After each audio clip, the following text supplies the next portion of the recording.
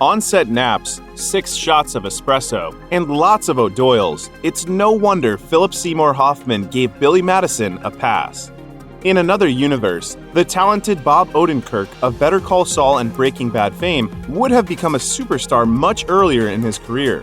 Alas, while the comedy writer received plenty of acclaim and goodwill for his stints on Mr. Show and The Ben Stiller Show, chances are his Hollywood ascent might have gone quite differently had the executives at Universal Studios listened to Sandler.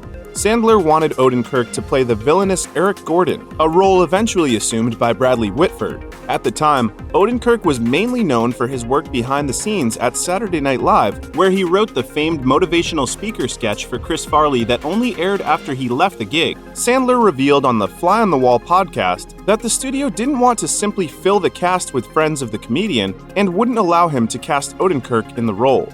When Sandler's efforts to bring in Odenkirk failed, he pivoted in a different direction after viewing a hilarious audition tape from then-up-and-coming actor Phillip Seymour Hoffman. In the same interview with Dana Carvey and David Spade on Fly on the Wall, Sandler revealed that the studio held open auditions following the Odenkirk rejection. Sandler caught a glimpse of Hoffman and was absolutely blown away by what he saw. Sandler went to the studio and begged them to hire the man. After much deliberation, they finally relented and agreed, only for Hoffman to turn down the part. Sandler was stunned and decided to call Hoffman himself. After explaining how much he liked his audition, for which Hoffman politely thanked him, Sandler then said that he had been told Hoffman didn't want the part. Asked by Sandler why he didn't want to do it, Hoffman simply replied, I just don't want to." Hoffman, of course, would go on to have a terrific career that saw him win numerous accolades and was even able to eventually work alongside Sandler in Punch Drunk Love, before tragically passing away in 2014. One of the funniest scenes in Billy Madison involves the titular character taking part in a game of dodgeball with a bunch of first graders. In his first go, the young kids, led by a member of the dreaded O'Doyle clan, knocks the grown man out of the game before he can even reach the playground. After receiving encouragement from his teacher, Billy gives it another go and decides to let loose and exact some brutal revenge. As the actor recalled on Conan, during the scene he hit a couple kids so hard with the ball that he actually drew tears from some of them. Afterwards, the children's parents complained to him about how hard he was hitting them with the dodgeball. Sandler tried to defend himself with a solid argument, but it didn't go as he planned. I said, well, didn't they read the script? They go, they're 6, they don't read yet. Sandler promised not to do it again, but when the cameras rolled, he couldn't help himself and continued dishing out the punishment. As recalled by director Tamara Davis in a 2015 article published in the Washington Post, the kids started crying as soon as the ball hit them, so I had to cut away before the audience could see. Director Tamara Davis's involvement in the project came about in an unusual way. In 1994, Universal pegged her as its top choice to helm Billy Madison and flew the young director out to meet Sandler. Davis had helmed a comedy starring Chris Rock called CB4 for the studio a year earlier, and the studio was so pleased with the job she did that they were eager to work with her once more. Writing about the meeting with Sandler in an article for the Washington Post, Davis joked, "I have a fondness for Jewish boys from New York. I'm married to Mike D of the Beastie Boys," and thought our meeting went well, but later heard from the studio that Adam wanted to work with an old friend. According to Entertainment Weekly, that old friend was Steven Kessler, who had helped Sandler early in his career by putting him in a commercial. However, 2 weeks into shooting, the studio removed Kessler and brought Davis back. Sandler explained why in an interview with Entertainment Weekly, saying, "The studio wanted a less stylized movie, more of me being a goof." According to Davis, the movie was in serious trouble, and Sandler was stressed out as a result. She immediately came in and changed the set's atmosphere into a more relaxed environment, allowing Sandler the freedom to do what he does best. In the same Washington Post article, Davis explained how she loosened up the set after coming aboard as director. She only wanted smiling crew members eager to laugh, which would prompt Sandler to do his thing, writing. "I don't think Universal had any idea what Adam's style of comedy really was when they greenlighted the project, and neither did I." Sandler's style evidently involves a lot of improvisation, which is why a majority of the best gags in Billy Madison weren't included in the original script. As Davis recalled, many of the stranger but most frequently quoted scenes in Billy Madison were unplanned. "I don't remember the shampoo is better conversation Adam has with himself being in the script, but that was what happened when Adam was loose and having fun." Other improvised bits include darker comedic moments, such as when Doo-Doo the Clown falls down and hits his head, including the camera panning down to show a trickle of blood coming out of his mouth. Even the dodgeball scene was a last-second addition. Thankfully, Davis was totally up for this brand of comedy, otherwise Billy Madison might have turned out quite differently.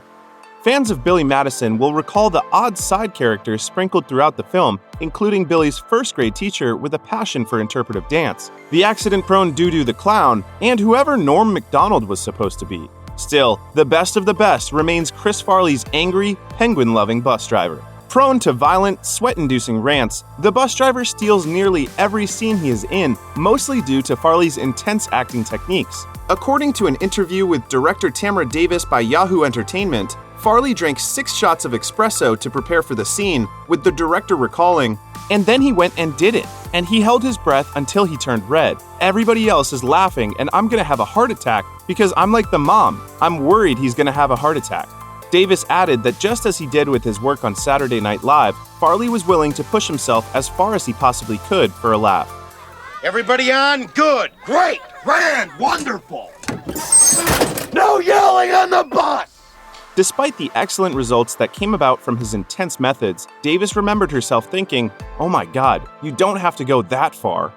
Another nice touch in Billy Madison is the inclusion of character actor Larry Hankin, who appears as Carl Alphonse, Eric Gordon's right-hand assistant. He's quiet, relatively cool, and taken more by Billy's all-around nice guy persona than Eric's break-the-little-guy attitude. About midway through the film, he approaches Billy and warns him of Eric's treachery, adding a little impersonation of Eric for good measure. Funnily enough, Hankin was apprehensive about displaying his comedy chops. As revealed on the podcast Beyond the Backlot, Hankin was initially hired by the film's original director, Stephen Kessler. After the first 2 or 3 days of filming, Hankin was having lunch when Sandler called him over. As Hankin recalled on the podcast, "He's questioning me. You know, how long have you been in show business?" And then Sandler said, "Do you do anything funny?" Taken aback by the comment, Hankin replied that he had a funny face that he made for children, but was too stupid to do for Sandler. However, Sandler pressed, and the actor obliged with the goofy face and laugh you see in the movie. Luckily, it makes Carl all the more lovable. Perhaps the greatest gift Billy Madison bestowed upon audiences was the original Adam Sandler-Steve Buscemi team-up. Although Buscemi's part in the comedy is minor, it's incredibly memorable. He plays a former classmate of Billy's who spends his free time sampling lipstick and hunting the bullies of his youth, and the gig paved the way for future roles in a number of Sandler films. Man, I'm glad I called that guy.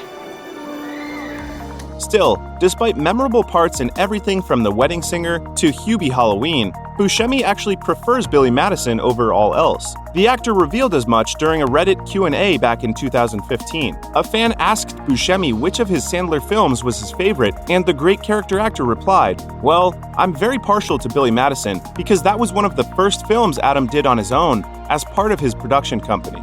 He went on to discuss meeting Sandler on Airheads, where the two actors had a great time working alongside one another, leading to the aforementioned long-running partnership. Buscemi closed out his answer by stating, "I don't know if I have a favorite, but I do really love the character in Billy Madison." The world lost a legendary funnyman when Norm Macdonald passed away. The man knew comedy better than most and had a particular brand of humor that just worked, provided you understood it. That made him an obvious co-star for any Sandler vehicle. The pair shared the screen in a number of projects and enjoyed a decades-long friendship that continued until Macdonald's death in September of 2021.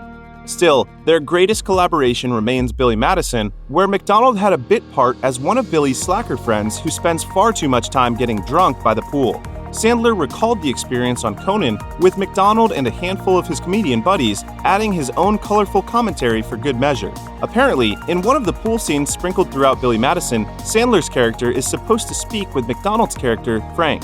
Sandler said his line and was surprised when Macdonald remained quiet. At first thinking that Norm was taking his time before delivering his line, Sandler realized that wasn't the case, saying, "After a few more seconds, I noticed old Norm was sleeping."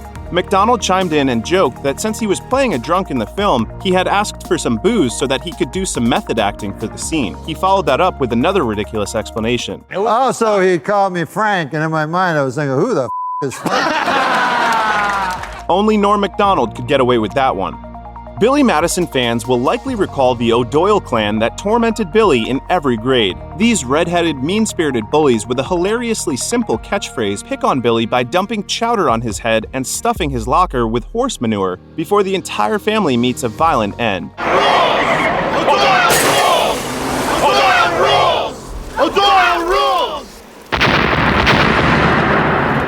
This part of the movie can mostly be attributed to Rich Wilkes. Wilkes wrote Airheads and, according to Vice, was hired by producer Robert Simmons to do an uncredited rewrite of Sandler and Tim Herlihy's Billy Madison script.